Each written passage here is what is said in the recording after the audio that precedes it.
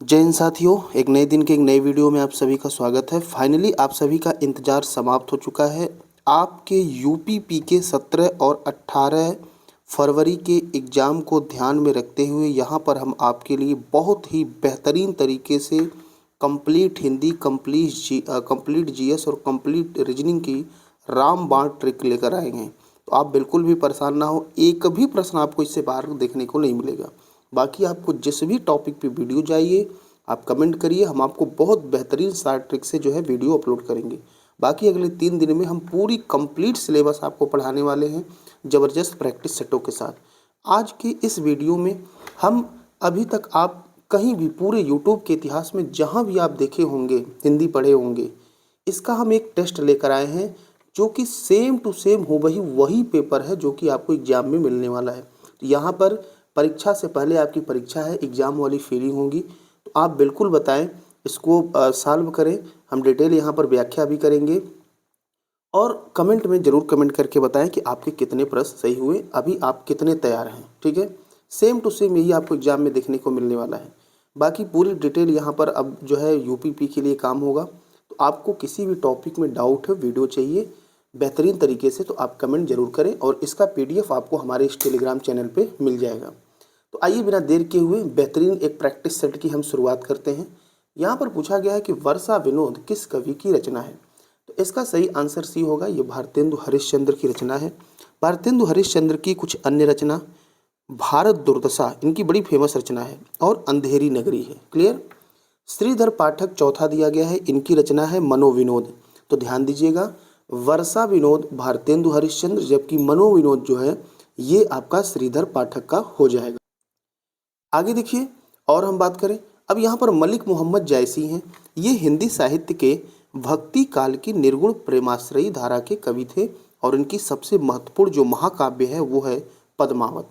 इनकी कुछ अन्य रचनाएं अखरावट, आखिरी, कलाम है और कुतुबन का जो है प्रसिद्ध रचना है मृगावती। क्लियर है। दूसरा सुनिए, क्रिया का रूप किसके अनुसार बदलता है। तो क्रिया का अनुसार सही आंसर डी होगा, वचन, लिंग और पुरुष दोनों के अनुसार बदलता है। वचन आप जानते हैं हिंदी में दो होता है, एक वचन और बहुवचन। जैसे लड़का का लड़के, अगर हम कहेंगे लड़का खेल रहा है तो यहाँ क्रिया होगी रहा है, लेकिन अगर हम लड़के कहते हैं तो लड़के खेल रहे हैं, अब क्रिया बदल गई तो वचन के अनुसार तो बदल गई। दूसरा सुनिए, लिंग। लिंग जैसे हमने कहा लड़का लड़की, लड़का खेल रहा है, लड़की खेल रही है, तो रहा है रही है, यहाँ भी लिंग के अनुसार बदल गया। पुरुष की बात करें तो पुरुष में आप पढ़ते हैं कितने प्रकार के पुरुष होते हैं भाई, 3 प्रकार के पुरुष होते हैं। पुरुष कहाँ पढ़ते हैं, आप सर्वनाम में पढ़ते हैं। कौन कौन सा पुरुष पढ़ते हैं, उत्तम पुरुष, मध्यम पुरुष और अन्य पुरुष, यही होता है। उत्तम में आपका मैं होता है, ठीक है, तू होता है, ठीक, और मध्यम की बात करें तो आपका प्रयोग होता है, तू का प्रयोग होता है, और यहाँ पर हम अन्य की बात करें तो अन्य में जो है आपका यह, वह, ये, वे होते हैं। और जो उत्तम में होता है, फिर से विशेष ध्यान दीजिएगा, उत्तम में मैं और हम होता है। ठीक है, मैं एक वचन और हम बहुवचन। ठीक, तो यहाँ पर अगर हमने कहा कि मैं जा रहा हूँ तो यहाँ पर रहा हूँ आएगा, लेकिन अगर यहाँ पर पुरुष बदल दें, मैं की जगह पर हम कर दें तो हम जा रहे हैं हो जाएगा। जा रहे हैं, तो यहाँ पर जो पुरुष होता है ये सर्वनाम में आता है, तो इसके अकॉर्डिंग भी आपकी क्रिया बदलती है। तो तीनों के अकॉर्डिंग क्रिया बदलती है। ये बड़ा इंपॉर्टेंट प्रश्न है, विशेष ध्यान रखिएगा।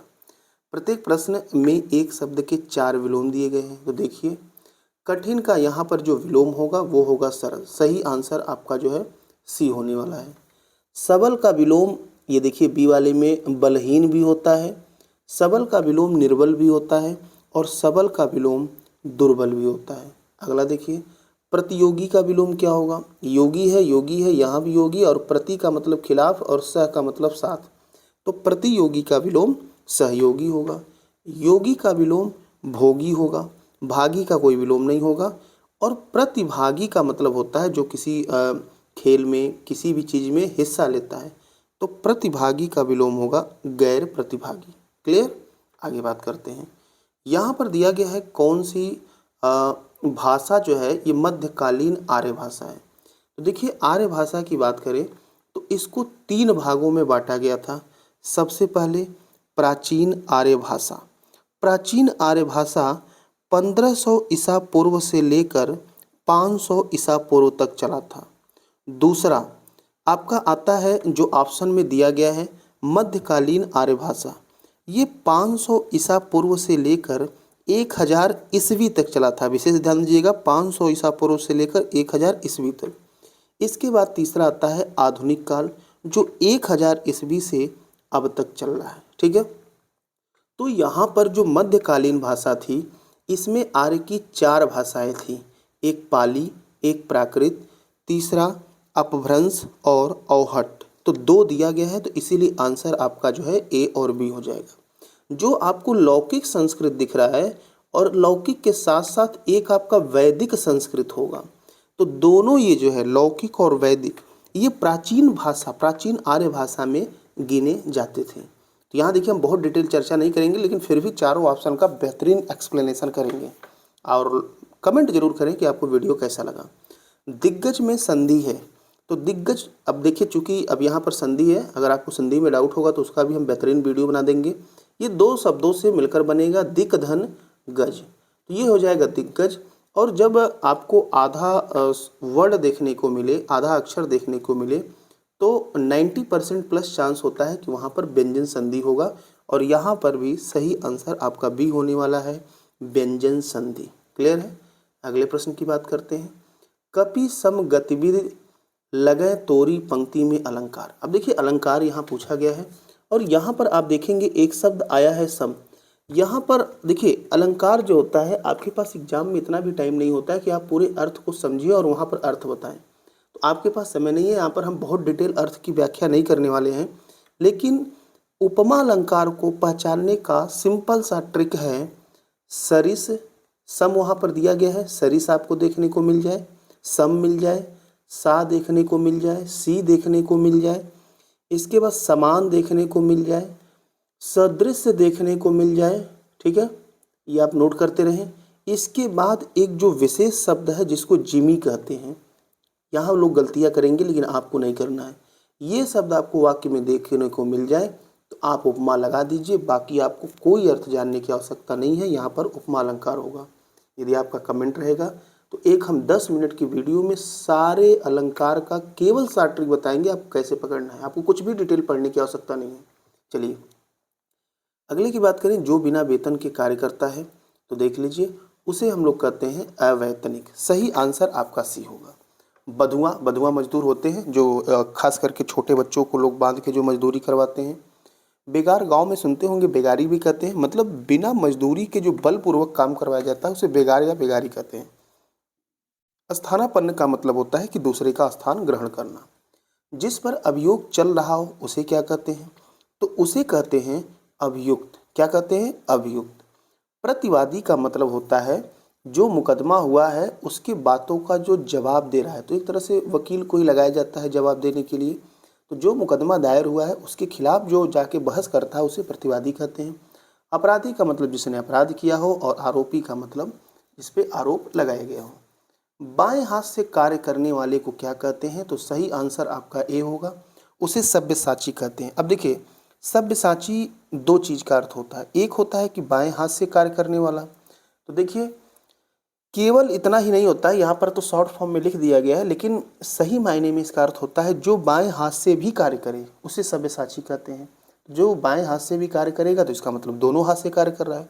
और सब्यसाची आपका ये पर्यायवाची होता है। किसका पर्यायवाची होता है? अर्जुन का पर्यायवाची होता है।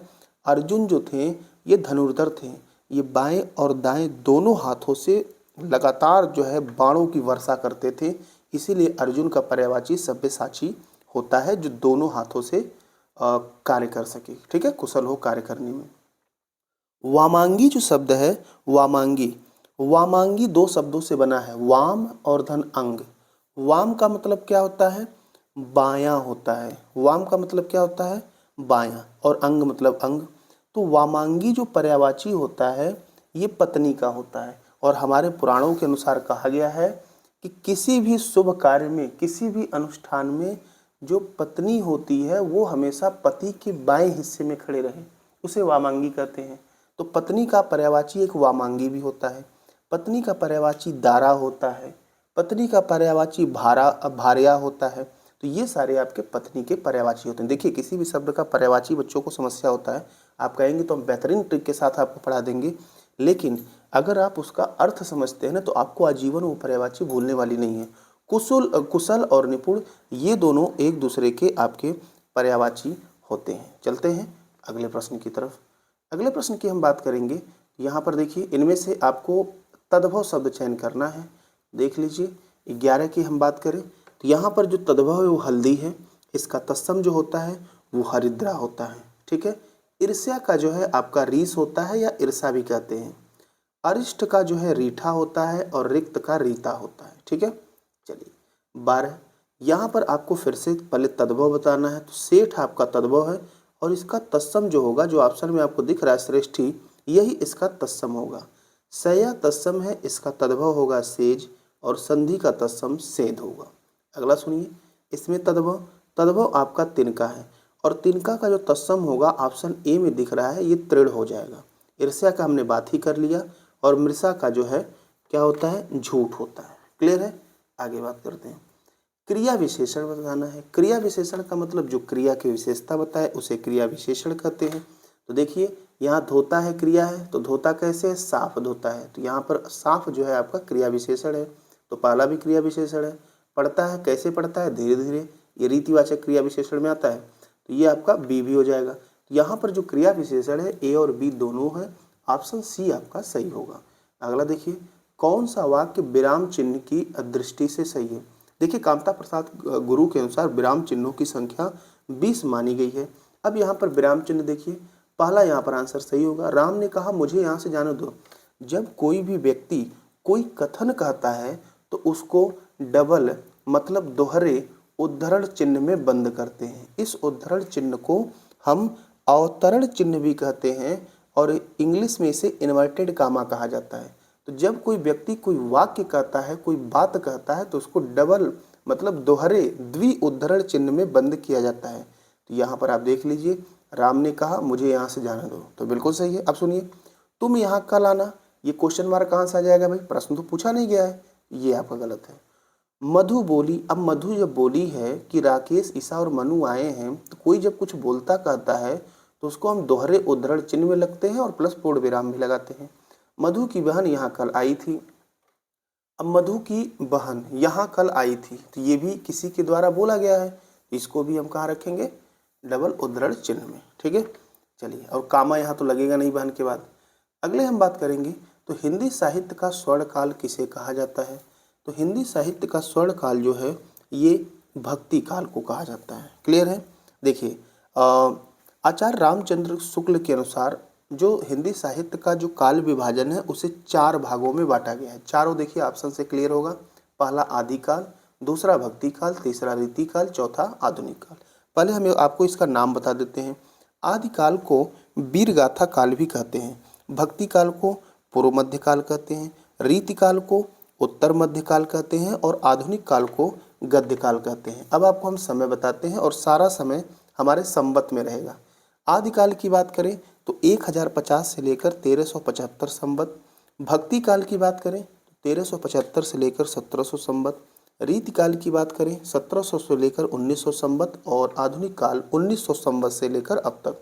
तो आप पेन पेपर जरूर रखें, नोट करते रहें। पूरी डिटेल व्याख्या कर रहे हैं। यहाँ 37 प्रश्न आप देखेंगे, लेकिन अगर वास्तव में आप गिनेंगे ना सभी ऑप्शन की डिटेल के साथ, तो कम से कम आपको 200 क्वेश्चन के आसपास यहाँ पर मिलने वाले हैं। मलिन, यहाँ पर कौन सा मलिन का पर्यायवाची नहीं है।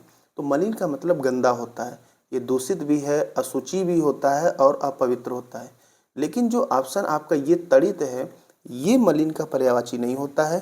तड़ित का मतलब बिजली होता है, चपला, चंचला, विद्युत, दामिनी, सौदामिनी, घन प्रिया, ये बादल की प्रिय होती है बिजली। इंद्र वज्रा, जैसे इंद्र का वज्र होता है उसे बिजली कहते हैं। ये सारे बिजली के पर्यायवाची होते हैं। सही आंसर पहला होगा। अगले प्रश्न की बात करेंगे कि पक्षी का यहाँ पर कौन सा पर्यायवाची नहीं है, ऊपर बताया ही गया है। तो सही आंसर आपका कौन सा होने वाला है, तो इसका जो सही आंसर होगा वो सी होगा। बिहान पक्षी का पर्यायवाची नहीं होता है, जबकि पक्षी, बिहग, अंडज, पतंग, द्विज ये सारे पक्षी के पर्यायवाची होते हैं। पक्षी को द्विज इसलिए कहा जाता है क्योंकि पक्षी का जन्म 2 बार होता है, एक अंडे के रूप में, उसके बाद जब अंडा फूटता है तो बच्चे के रूप में होता है। बिहान का जो यहाँ दिया गया है इसका मतलब होता है सवेरा, भोर, प्रातःकाल, प्रभात, ये सारे बिहान के पर्यायवाची होते हैं। ठीक है, अगला सुनिए, पंडित। पंडित का आपको बताना है, अगला यहाँ पर आपका जो प्रश्न है वो बताना है कि पंडित का कौन सा पर्यायवाची नहीं है। तो इसका सही आंसर आपका डी होगा। मानुष पंडित का पर्यायवाची नहीं होता है, जबकि मनीषी, प्राज्ञ और विद्वान, ठीक है, ये पंडित के पर्यायवाची होते हैं। मानुष का मतलब होता है आदमी, नर, मनुज, इंसान। ठीक है, अगला देखिए, सदगुरु का संधि विच्छेद। फिर से आपको आधा दिखा तो आधा वर्ड दिखता है तो 90% संभावना होती है कि व्यंजन संधि होता है, और यहाँ पर इसको तोड़ेंगे तो सही आंसर पाला है सतधन गुरु। जो अच्छा गुरु हो उसे सतगुरु कहते हैं। अगला प्रश्न पे चलते हैं, अगले प्रश्न की तरफ बढ़ेंगे। यहाँ पर आपको बताना है कि इसमें प्रयुक्त उपसर्ग कौन सा है। देखिए, अनजान में, यहाँ तो आप बड़े आसानी से आंसर दे सकते हैं, अन प्लस जान। उपसर्ग और प्रत्यय, उपसर्ग किसी शब्द के शुरुआत में लग के उसके अर्थ में आमूल चूल परिवर्तन कर देते हैं, उसे उपसर्ग कहते हैं। और जो किसी शब्द के अंत में लगकर उसके अर्थ में पूरा परिवर्तन कर दें, आमूल चूल परिवर्तन कर दें, उसे कहते हैं प्रत्यय। तो यहाँ पर अन हो जाएगा सही आंसर। भक्षण में प्रत्यय कौन सा होगा। यहाँ पर भक्ष धन अन होता है, विशेष ध्यान दीजिएगा। भक्षण में भक्ष धन अन होता है और न ड़ में बदल जाता है। यहाँ पर सही आंसर सी बनेगा। जैसे रामधन अयन, यहाँ पर तो संधि होती है, दीर्घ संधि, लेकिन देखिए रामधन अयन बराबर हो जाता है रामायण। तो विशेष ध्यान रखिएगा, यहाँ पर बच्चे जो है भक्षण में अड़ लगाएंगे और मैक्सिमम गलतियाँ करेंगे। तो ये छोटी छोटी चीज़ें हैं ना, आपको उस भीड़ की लाइन से अलग करता है जो कि सिलेक्शन के पास पहुंचते हैं। आगे बात करेंगे, गांठ बांधना मुहावरे का अर्थ क्या होता है। कहते हैं ना कि इस बात को आप गांठ बांध लीजिए, इसका मतलब अच्छे तरीके से याद कर लीजिए। सही आंसर आपका बी होगा। अगला देखिए, संगम में प्रयुक्त उपसर्ग सम धन गम, संगम, सही आंसर डी होगा। नीचे हलंत लगा है, विशेष ध्यान दीजिएगा। ठीक है, अगला, युधिष्ठिर में कौन सा समास होगा। यहाँ पर तत्पुरुष समास होगा, और केवल तत्पुरुष नहीं होगा, युधिष्ठिर में अलूक तत्पुरुष होता है। इसे आप रट लीजिए, नोट कर लीजिए। हम कुछ और एग्जाम्पल बताते हैं। मनसिज, मन सिज, यहाँ भी अलूक तत्पुरुष होगा, क्योंकि अलूक तत्पुरुष अभी समझना आपके लिए कठिन है, रट लेंगे तो बेहतर रहेगा, बाकी कहेंगे तो फिर वीडियो बना के समझा दिया जाएगा। निश्चर, निश्चर भी अलूक तत्पुरुष समास होता है, तो इसको आप नोट कर लें। आगे बात करेंगे, कौन सा व्यंजन संधि का उदाहरण है। तो फिर हमने आपसे बोला था कि यहाँ पर आपको आधा दिखना चाहिए, तो सब में आधा तो दिख रहा है, लेकिन यहाँ पर जो किंचित है ये व्यंजन संधि का उदाहरण है। किम धन चित बराबर किंचित होता है, जबकि निष्फल में निर्धन फल निष्फल, परोपकार का पर धन उपकार, दोनों में आपका विसर्ग संधि का प्रयोग है। सुक्ति का सही असंधि विच्छेद बताना है, तो यहाँ पर सही आंसर बी होगा, सुधन उक्ति। ठीक है, तो यहाँ पर आंसर आपका बी होगा। आगे देखिए, अन्न जल उठना का अर्थ क्या होगा। तो इसका जो सही आंसर होगा डी होगा। अन्न जल उठना का मतलब होता है प्रस्थान करना, कहीं चला जाना, मतलब एक तरह से बोरिया बिस्तर ले जाना। किस शब्द में बहुब्रीहि समास का प्रयोग है। तो सही आंसर मुरारी होगा। ये भगवान विष्णु को कहते हैं मुरारी। मुर अधन अरि, मुर नामक एक राक्षस था, और अरि का मतलब होता है दुश्मन। जो मुर नामक राक्षस का दुश्मन हो उसे मुरारी कहते हैं। जब विष्णु भगवान ने मुर नामक राक्षस का वध किया था, इसीलिए इन्हें मुरारी कहते हैं। जबकि अनुभव और अनुकूल में आपको अव्ययी भाव समाव देखने को मिलेगा। ठीक है, और राजपुरुष में मतलब होता है राजा का पुरुष, यहाँ पर आपको तत्पुरुष समास देखने को मिलेगा, और वो भी संबंध तत्पुरुष। अनुकूल में अनुधनकूल होता है, लेकिन आप ये देखिए अनुभव अनुधन भाव तो होता नहीं है, तो यहाँ पर अनुभव को हम तोड़ नहीं सकते हैं। तो ध्यान दीजिएगा, अनुभव में यहाँ कोई समास नहीं होगा, यहाँ पर पहले वाले में कोई समास नहीं होगा, क्योंकि समास की सिंपल सी परिभाषा होती है, इसका शाब्दिक अर्थ होता है संक्षिप्तीकरण, और किसी भी शब्द को समास होने के लिए कम से कम 2 पदों की आवश्यकता होती है और दोनों का कुछ अर्थ निकले। अनुधन कूल, जो कूल के अनुकूल हो इसको अनुकूल कहते हैं। ठीक है, लेकिन अनुधन भाव नहीं होता है यहाँ पर, तो इसीलिए ए में समास नहीं होगा और सी में आपका अव्ययी समास चलेगा। आगे बात करें, संज्ञा एवं सर्वनाम की विशेषता बताने वाले शब्द क्या होते हैं। इन्हें विशेषण कहते हैं। एक और विशेष ध्यान दीजिएगा कि इस विशेषण का जो दूसरा नाम है इसे ब नहीं होगा, वह होगा। इस विशेषण को दूसरी भाषा में विशेषक कहा जाता है। नोट कर लीजिए, यूपीएसआई में पिछली बार पूछा गया था, कोई नाम नहीं सुना था, मैक्सिमम लोग गलत करके चले आए थे। तो इसे विशेषण को विशेषक भी कहते हैं।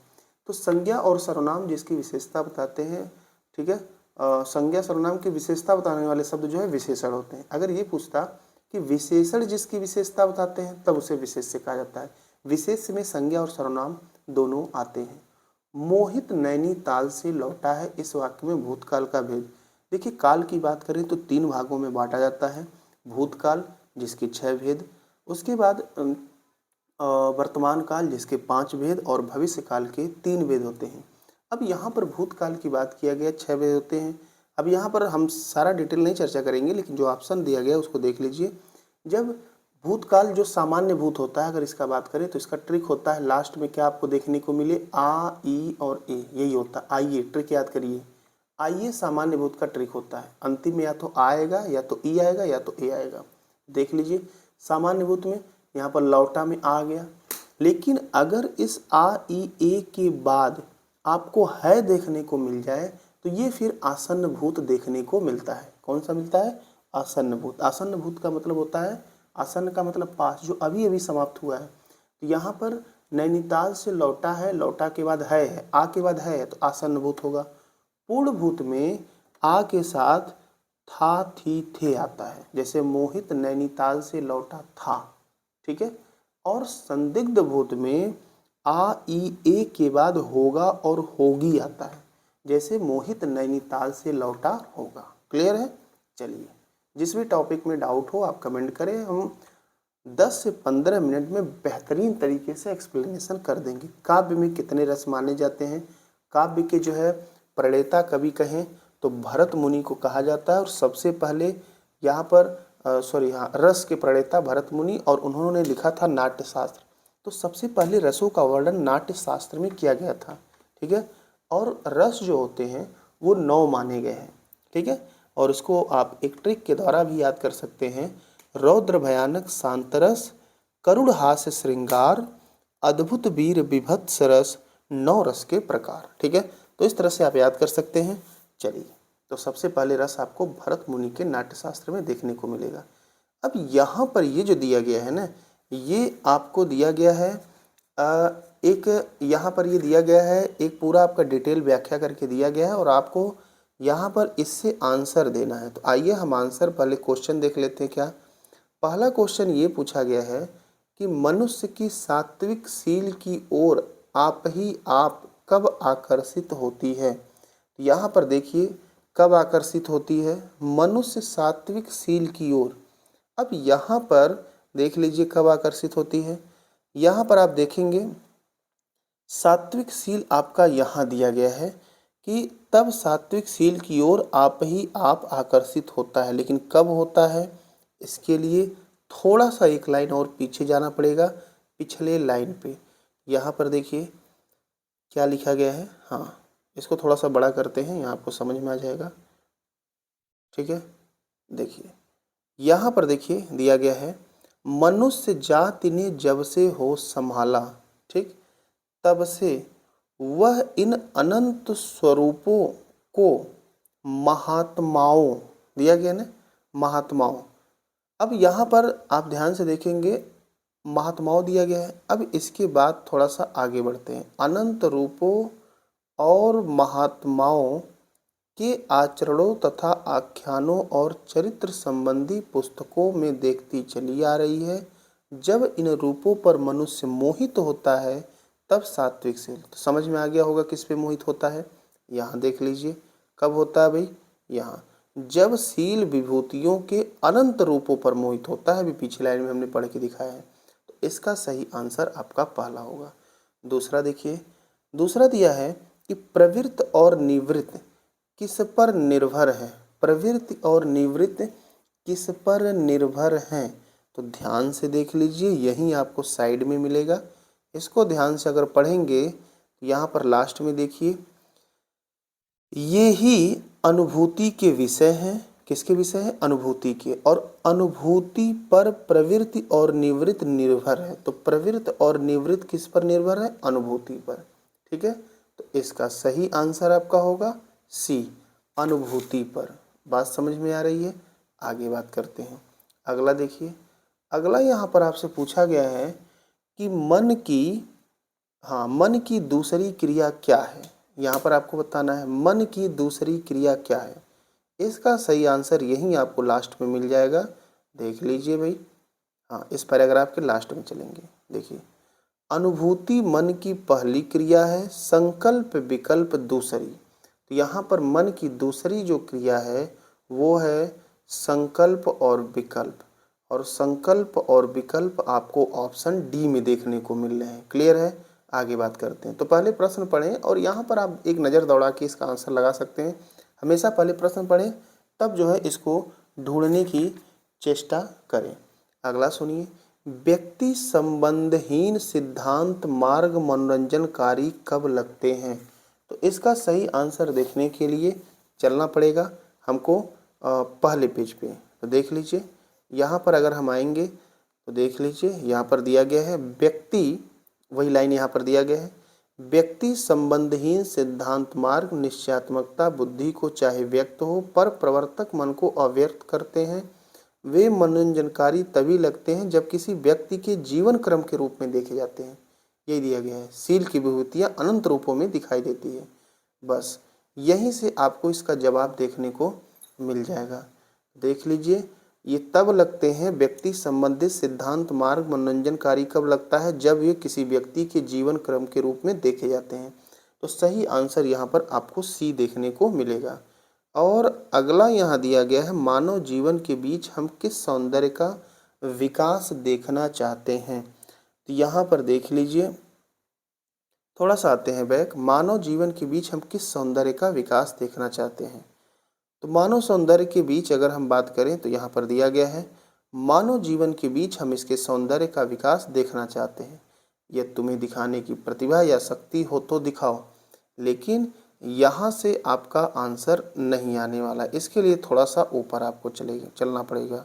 ध्यान से देखिए, यहाँ पर दिया गया है कि शून्य सिद्धांत वाक्यों में कोई आकर्षण शक्ति या प्रवृत्तिकारी क्षमता नहीं होती है। सदा सत्य बोलो, दूसरों की भलाई करो, क्षमा करना सीखो। ऐसे ऐसे सिद्धांत वाक्य किसी को बार बार बकते सुना वैसा ही क्रोध आता है जैसे किसी बेहुदे की बात सुनकर जो इस प्रकार की बातें करता चला जाए। उसे चट कहना चाहिए, बस चुप रहो, तुम्हें बोलने की तमीज नहीं है, तुम बच्चों या कोल भीलों के पास जाओ। ये बातें हम पहले से जानते हैं। अब यहाँ पर ये दिया गया है, तो इसका मतलब ये शून्य सिद्धांत वाक्य दिया है ना। तो यहाँ पर आप आइए ऑप्शन में, और ऑप्शन में यदि आप देखेंगे तो इसका मतलब मानव जीवन के बीच हम किस सौंदर्य का विकास देखना चाहते हैं। तो सही आंसर यही होगा कि सिद्धांत वाक्यों में निहित बातों का। ठीक है, तो वहाँ जब शून्य सिद्धांत बोला तो उसको तुरंत गुस्सा आ रहा था। तो इसका मतलब सिद्धांत शून्य नहीं होना चाहिए, सिद्धांत में निहित बातें होनी चाहिए।